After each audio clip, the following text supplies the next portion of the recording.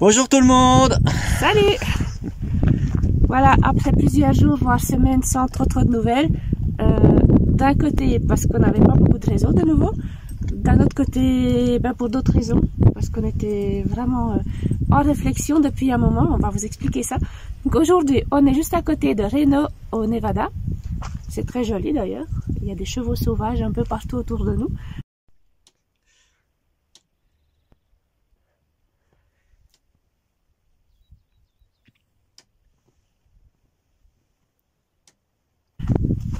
Voilà. Donc, depuis la dernière fois, quand on a quitté la Californie, ça je vous ai expliqué, hein, je vous ai raconté sur Facebook, on a eu la nouvelle qui disait qu'ils allaient fermer la Californie. Donc, on a eu peur, on ne savait pas exactement ce que ça voulait dire cette fermeture, on ne savait pas si après on allait être bloqué ou si on pouvait encore quitter l'État. Donc, on a fait le plus vite possible pour quitter et monter en Oregon. Finalement, la Californie est fermée, oui. Beaucoup de choses sont fermées, mais c'est pas la circulation qui est interdite quand même. Hein, donc, on aurait pu rester. Mais voilà. On est parti en Oregon. C'était très joli. On a passé quelques jours. C'est depuis là qu'on a visité le Crater Lake, donc lac de cratère. C'était très joli aussi. Très froid. Salut tout le monde! Hello! On est au Crater Lake, donc lac de cratère en Oregon.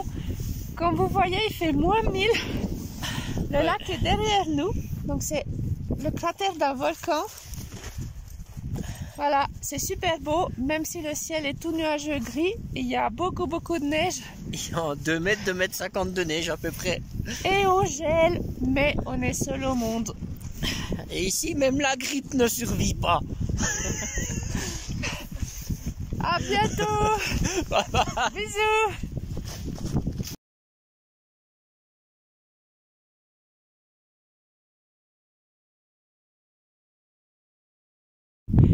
Et le lendemain, ils ont annoncé la fermeture de l'Oregon. Donc ils ont fermé tous les parkings qui donnent accès à des lieux touristiques. Donc toute la côte, les plages, les parcs nationaux, les parcs d'État, qu'est-ce qu'il y a encore? Les sentiers de forêt, tout. Tout est fermé, Tout les est musées, fermé. tout est fermé. Voilà. Et puis on parle même pas des villes, hein. Là bien sûr tout est fermé. À part les grands magasins, centres commerciaux, ça oui, c'est ouvert. Les stations essence sont ouvertes. Les entreprises continuent de tourner, beaucoup de magasins sont ouverts, c'est quand même pas une restriction interdite, mais par contre ils veulent pas que les gens se réunissent, donc tout ce qui est zone de pique-nique, etc., ça ils ont fermé, par abus, parce qu'au début ils n'ont pas fermé, mais il y a des gens qui ont abusé, et maintenant ils ferment tout. Voilà, du coup, nous on s'est retrouvés un petit peu dans une situation assez désagréable. On avait un peu l'impression de fuir les endroits qui fermaient l'un après l'autre ou les États qui fermaient l'un après l'autre. En plus, on a de plus en plus l'impression d'être mal vu juste du fait d'être dehors. Ouais, c'est ça. Les gens deviennent assez paranoïaques, pas encore trop agressifs, en général, quoique, mais voilà, ça va encore. Mais en tout cas, ils ont peur. On voit bien qu'ils gardent la distance, même quand ils viennent nous parler, parce que ça arrive quand même, hein, ils disent bien restez là-bas, n'approchez pas. Mais on est à presque 10 mètres, hein, puis ils disent surtout n'approchez pas, restez là-bas. Bien plus que 2 mètres, mais voilà. Mais on voit qu'ils ont peur. Dans les magasins, pareil, hein, y a de plus en plus de gens qui portent des masques, des gants. Alors je pense qu'il y en a encore moins qu'en Europe, mais ça commence à venir. Mais en tout cas, ils gardent bien les distances. Quitte à se cacher au fond d'un rayon pour nous laisser passer ou attendre qu'on quitte pour pouvoir aller chercher une bouteille d'eau ou quelque chose comme ça. Voilà, donc c'est normal, on leur a dit de garder la distance, c'est partout la même chose. Mais voilà, ça donne un sentiment quand même assez bizarre d'être écarté comme ça. Du coup, comme en Oregon, d'un côté tout était fermé, donc on savait pas trop quoi faire. Et en plus, il pleuvait beaucoup, il faisait très froid.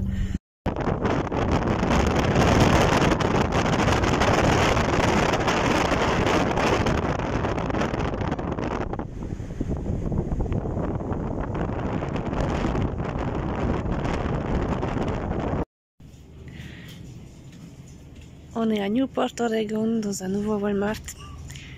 Essayez, pas trouvé. Ben non. Ici non plus, il n'y a pas de papier de toilette. Mais au moins, il y a du papier ménage, c'est déjà ça. Par contre, on a trouvé tout le reste. Il y a même des pâtes, il y a tout ce qu'il faut. Sauf ça. Donc, on a aussi décidé de quitter cet état et de revenir un peu au chaud. Donc là, on est revenu au Nevada. Il fait beaucoup meilleur. Il y a du soleil, il fait bon. Pour l'instant, le Nevada n'est pas encore fermé complètement. On a entendu hier que l'Arizona vient de fermer aussi, donc juste au sud de nous. La Californie s'est fermée. Ils ont aussi fermé une partie de la côte. Voilà, de plus en plus, on se sent piégé et on ne sait pas trop où aller.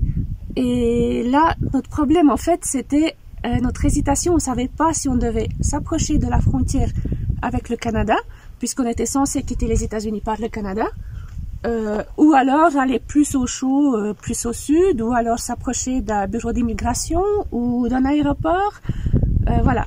Donc l'idéal, ça aurait été d'être tranquille, pas stressé, de se trouver un endroit et de ne plus bouger pendant plusieurs semaines. Malheureusement, il y a cette date du 15 avril qui nous embête beaucoup.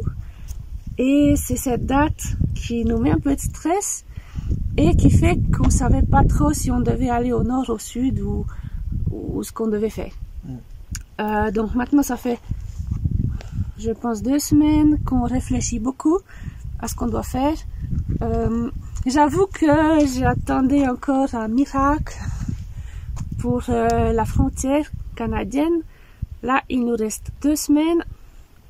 Il n'y a pas beaucoup de chance, hein? Non, je pense que le miracle n'arrivera pas. Ici, cette pandémie, elle progresse, comme le ferait n'importe quelle grippe. Tout se ferme les uns après les autres, et malheureusement pas tout en même temps. Et puis, si on compare ou qu'on se projette avec l'histoire qui nous montre ce qu'ils ont fait en Chine. En Chine, ils n'ont pas tout bloqué, mais ils ont quand même bloqué la ville pour qu'il n'y ait pas de mouvement humain, mais ils ont laissé les magasins ouverts, etc. Et ça a mis 3 mois à pouvoir être ouvert. Donc, on a du mal de voir qu'est-ce qui va se passer dans 15 jours, et on ne croit pas que dans 15 jours, la frontière avec le Canada va s'ouvrir.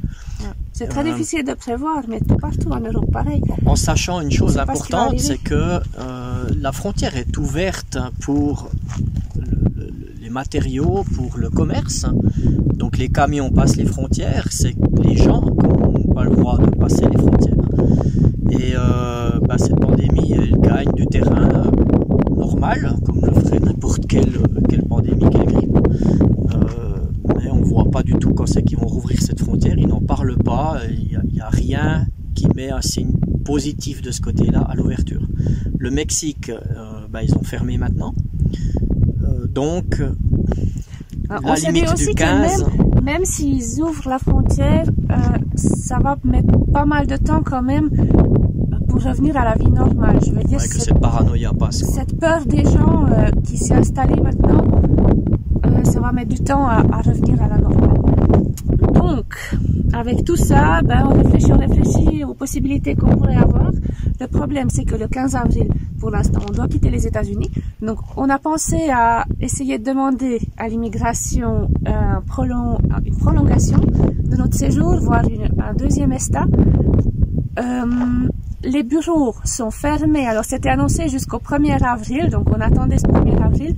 Là, ils ont repoussé la réouverture au 7 avril, mais ça sera peut-être repoussé encore plus.